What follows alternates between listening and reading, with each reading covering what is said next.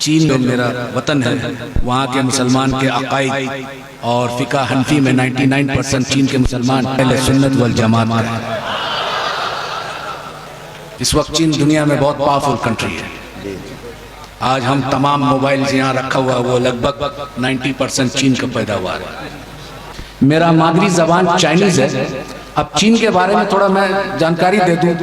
हम रसूलुल्लाह सल्लल्लाहु अलैहि वसल्लम के ताज़ीम में जब वहाँ जुमा का नमाज होता है तो हर मस्जिद है, तो जुमा के नमाज के बाद सलातो सलाम पढ़ा जाता है। और जब सलातो सलाम पढ़ा जाता है, अगर ये गांव साइड में मस्जिद है तो वो किसान लोग खेती करता है, तो जब ये सलातो सलाम पढ़ा जाता है और इसका आवाज़ जहाँ तक जाता है औजार छोड़ के खड़े हो जाते हैं। सुभान अल्लाह। मैं ऐसा ताज़ीम दुनिया के किसी भी मुख्तलिफ इलाकों में सफ़र कर हासिल किया, लेकिन देखा नहीं।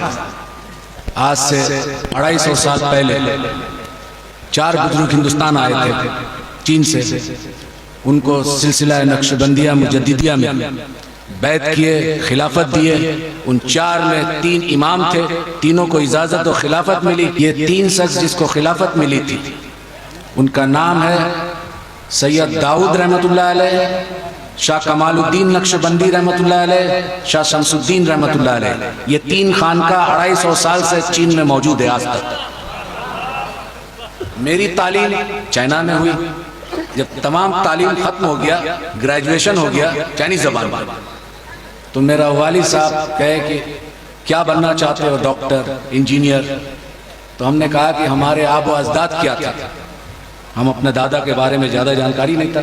बोले हम सब नक्शबंदी सिलसिला के थे। हमारे वालिद साहब यानी कि मेरा दादा शाह कमालुद्दीन नक्शबंदी रहमतुल्लाह अलैह, मेरा वालिद साहब कहे कि वो दीन का खिदमत किया, उसका वालिद साहब दीन का खिदमत किया। तो हमने कहा कि जब इस ख़ानदान से हम बिलोंग करते हैं तो फिर हमें दुनियावी तालीम क्यों दी? दीनी तालीम किसी मदरसा में देना चाहिए था। तो बोला कि आका अलैहिस्सलाम का एक मशहूर वाक़यात है, हदीस नहीं है, कि इल्म सीखना के लिए अगर चीन जाना पड़े, बस इस वजह से हमारा ताल्लुका चीन से है। और ये आका अलैहिस्सलाम के ज़माने में बहुत मशहूर था, इसलिए हमने चीन भेज दिया तुम्हें। बहरहाल तब मेरा शौक़ और ज़ौक़ इमाम रब्बानी मुजद्दिद अफ़सानी रहमतुल्लाह अलैह पे हुआ कि सिलसिला नक्शबंदी मुजद्दिदी का बानी जो है इमाम रब्बानी मुजद्दिद अफ़सानी रहमतुल्लाह अलैह। तो जिस शख्स के बारे में मैं जानता नहीं, उनके मजार में जाकर किस तरह ताज़ीम और तकरीम किए मैं नहीं जानता, इसलिए मैं नहीं जाता था। पहले इस शख्स के बारे में जान लूँ, फिर उसके बाद तो मैं स्टडी करने लगा, उर्दू पढ़ने लगा। फिर बहुत जल्दी पढ़ा, क्योंकि बड़ा जब शौक़ होता है किसी लैंग्वेज को सीखने के लिए तब अल्लाह ताला भी मदद करता है। वो दीन का मामला था, तसव्वुफ़ का मामला था, तो बहुत जल्दी ये मरहला ख़त्म हो गया। फिर बहुत सारे अरब ममालिक में मैं गया देखने के लिए, मिस्र, सूडान, इथियोपिया, जितना अरब मुल्क है। फिर उसके बाद सेंट्रल एशिया गया, जितना 1991 में उज़्बेकिस्तान, किर्गिस्तान, सोवियत यूनियन टूटने के बाद इस हिस्सा में मुसलमान हनफी जा रहे हैं, अब तो तुर्की तक। जब दीनी तालीम पूरा मुकम्मल हो गई, अब ज़ौक़ और शौक़ व तसव्वुफ़ क्या है। और तसव्वुफ़ सीखने के लिए सबसे पहले आपको 2 चीज़ चाहिए। एक आपको कामिल मशाइख, जिसको हम पीर साहब कहते हैं। आज यहाँ एक बहुत बड़े पीर महबूब अली शाह रहमतुल्लाह अलैह, यहाँ आज हम लोग को हाजिरी का नसीब हुआ। वो कौन शख्स थे, क्या थे जो दुनिया भूल नहीं पा रहा है? वो पूरी ज़िंदगी तसव्वुफ़ के बुजुर्ग थे। जब तसव्वुफ़ के बुजुर्ग सलूक की राह में कमालात हासिल कर लेते हैं तो अल्लाह ताला उनको अपना दोस्त बना लेता है और विलायत के नेमत से नवाज देता है।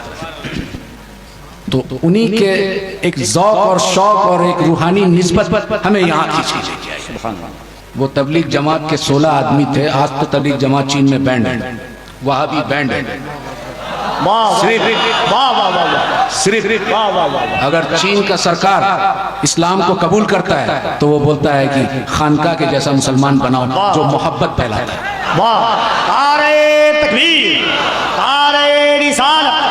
मसलके आला हज़रत, मसलके अहले सुन्नत। सुभान अल्लाह। अब सवाल है, अरब में देखते हैं लोग, अरब से इस्लाम आया, सहाबी अरबी थे, ताबईन अरबी थे, तबे ताबईन अरबी थे, आका अलैहिस्सलाम अरब में आए। तो अरब में खारजी भी आया था, राफजी भी आया था, मुतजल्ला फिरका जो है अरब में आया था, ये तमाम शिया जो हजरात है, लेकिन ये सब यहाँ अरब में आया था, हिंदुस्तान में नहीं आया था। तो सवाल उठा, जब स्टडी किया तो ये लोग ज्यादा जो अहले सुन्नत से निकले, मेन स्ट्रीम अहले सुन्नत है, सवाद आजम, लेकिन इससे जो साखे निकला मुख्तलिफ फिरकों में बटा, वो तमाम के तमाम फिरका कुरान से दलाइल देते हैं। इमाम शाफी रहमतुल्लाह अलैह फरमाते हैं कि हम बिद्दती उम्मतियों से हदीस लेना बंद कर दिया। उम्मत में बदतरीन उम्मत वो है जो आका अलैहिस्सलाम की ताजीम के लिए दलील के कायल है, दलील ढूंढता है।